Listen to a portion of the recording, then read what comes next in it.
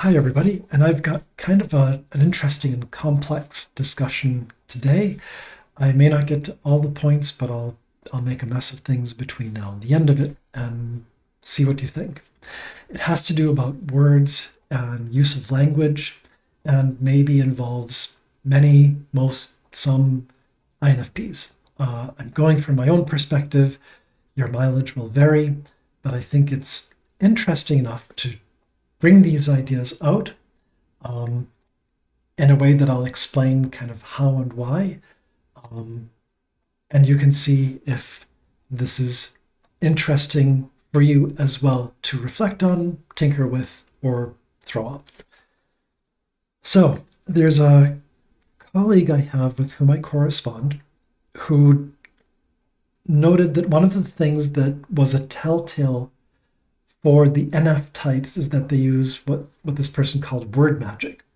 And that is in each in their own way, the NFPs and NFJs have this combination of intuition and feeling that creates a certain flair in the way that these people use language. And therefore, you get folks like myself. I don't talk like a regular person. Well, I can, sort of, but even then, uh, I'm kind of stilted and a little bit nerdy in conversations, and um, that's that. So, how that comes down is that to myself and to probably other NFs as well, words mean things. They mean things in different ways to different types, but the two kind of general classifications is that you can use words either to communicate feelings or you can use words to convey rationale and logic. I mean, not to say that feelings aren't also rational, but these are kind of two different approaches to the uses of words, one to kind of build a case and the other one to discuss feelings. I guess you can build a case with feelings as well, but the idea is that there's these two different approaches. However, I think that they both glom together in different ways, meaning that for myself, one of the reasons I speak hesitantly, besides maybe just naturally being that way, is that everything is filtered through FI. So looking at the top of the stack, FI and NE, there are infinite ways to express things. So that already gives you this whole rack and stack of options.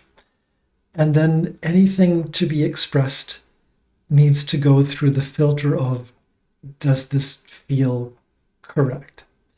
And that doesn't obviate, or it doesn't exclude the importance of speaking in logical and rational terms.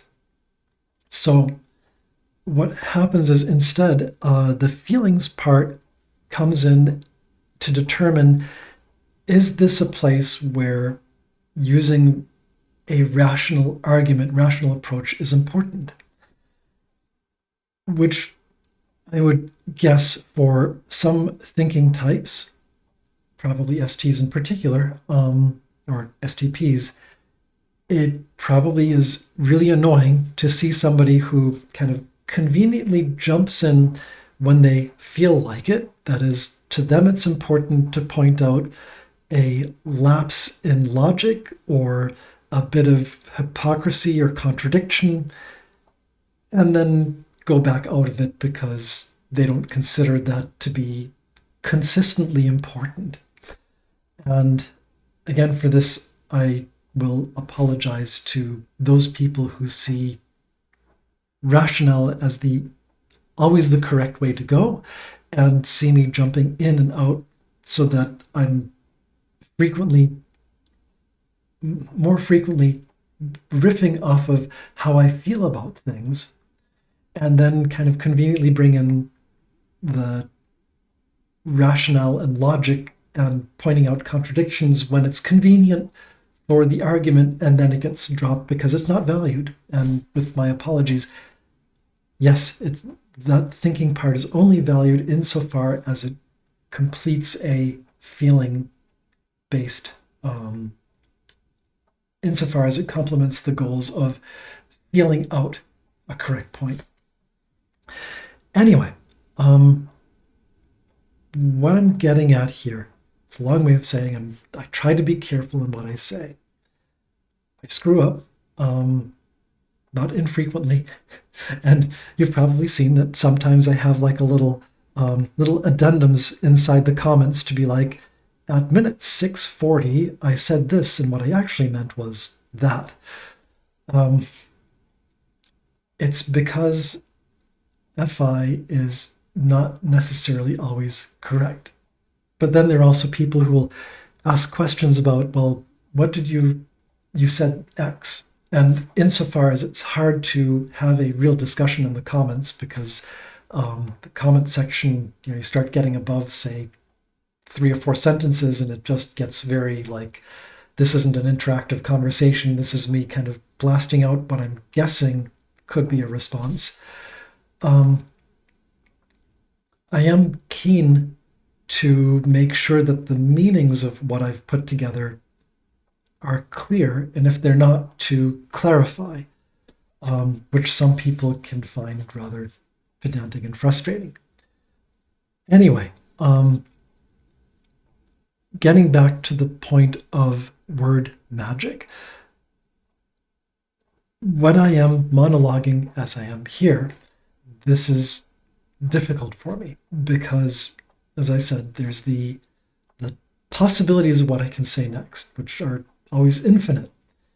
And then you have to choose a path and sort of feel, is this going to align with what feels right? Is this what I'm going to say feel correct? And without a chance of sitting back and taking stock of like, am I in the right position? Am I communicating what I want to communicate?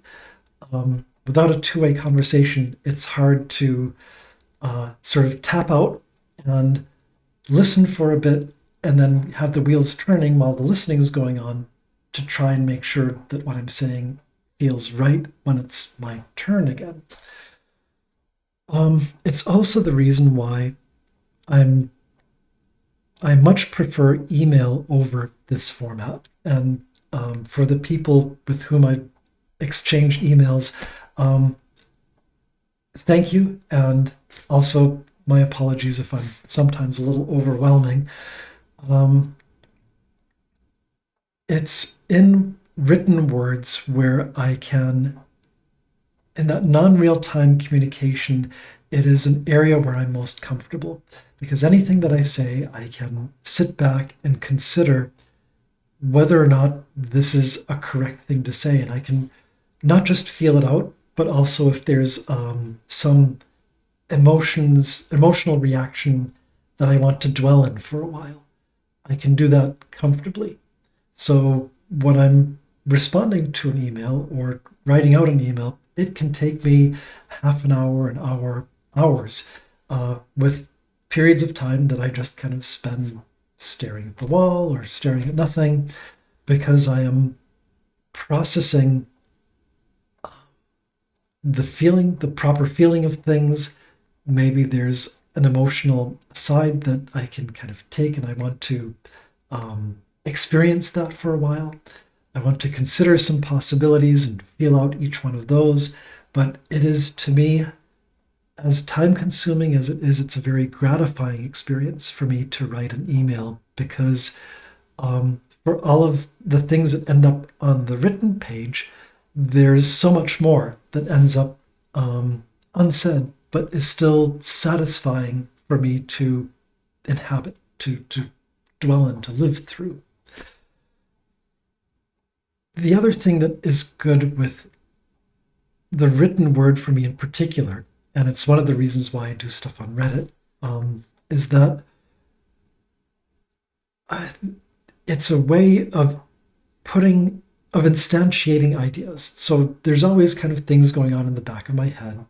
But when someone asks a particular question or makes a particular point, that if it catches my FI and I find it to be something important to me, like it, or important to the other person, hopefully as well, then I can use that as a groundwork to start building up a structure using language and words to explain my position or explain a position or basically put together an explanation of things. And by putting together that explanation, it's almost like you're building a framework for yourself out of a feeling that creates a logic, a rationale. And as you're putting all of that together, it enriches your own ideas on things. So for me, like going on to Reddit and pounding out like 3 paragraphs on a particular thing is enriching to me as well. I don't do that frequently anymore because I don't have time for that kind of stuff. But every once in a while, it is, again, very gratifying when it's just the right kind of question. And I sort of have to go, this is worth investing time and effort into to explain it. Not that I'm trying to make a specific point to the other person, but for myself, so that I can selfishly build this thing up and look at it, have the other person look at it. Maybe they'll have more comments, maybe I'll have more thoughts, and we can kind of walk around and test the model and clarify the model and see if it makes sense to everybody. So anyway, that's again where I think some people may find that insufferable, but I value that. It's helpful for me to build up these ideas. Even at the end of it, you just kind of shove it all aside, and it's a temporary medium, and then it's all gone. And then maybe it might be picked up again at some point in the future, and you build up a similar topic but with a different framework, and then you test that one out, and you've already done it once before, so you kind of have some ideas that you can develop further. And over time, it becomes each instantiation where you put the refinement of feelings into words, put the words into a structure. The structure becomes informative to the feelings, and you can kind of create a spiral of meaning and feeling. I hope I'm making some sense here, but it is to me again a precious thing to use those words in ways that help me and hopefully help the other person as well, or hopefully don't frustrate them too much. So final word on this is that yes, I'm not particularly good in this medium, and there's folks who are just so much better at communicating off the cuff, being exciting, engaging. I'm just kind of here. And maybe I should just do speech to text and people can read the transcript, and that might be more faster and more exciting than watching me kind of work this off the cuff. I don't have mastery over this domain, this video domain, as you can clearly tell. But when it comes to writing and having that non-real time, that is a place where I hope I do better. And it's something that I find very rewarding when it comes back to me, or as an educational tool, as a development tool for ideas. So final thought, different stacks do language in different ways, but I could recommend, at least for any NFP, anyone who has any and SI in their stack, to build up their symbols library, that is their SI kind of collection of objects.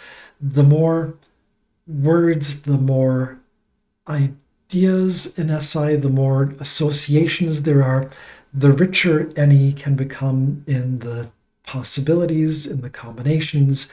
And I mean, it's not just the any ideation.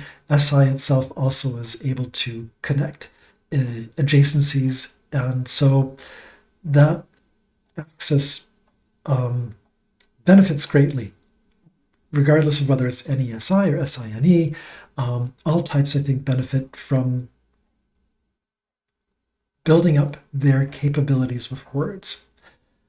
But I would especially recommend it for NFPs that the words are powerful if they are harnessed correctly. And for those ENFPs who are able to use them in real time, or INFPs who are able to craft over, let's say, near real or non real time, these ideas into existence, that I think is a valuable tool in the overall toolkit for NFPs. So, enough words, I've said enough. I hope this makes some sense. And I guess as a final thought, werde ich sagen, dass ich hoffe, dass es Ihnen auch alles einen guten Sinn machte und dass Sie etwas Sinn aus diesem Blödsinn kriegen könnten. So anyway, as I said, words are powerful in any language. And so I hope wherever you are, whatever languages you know and however you use words, that, well, you use them in ways that are gentle and kind to yourself and to others around you. And with that, I bid you good afternoon, good day, good morning, and good night. Bye for now.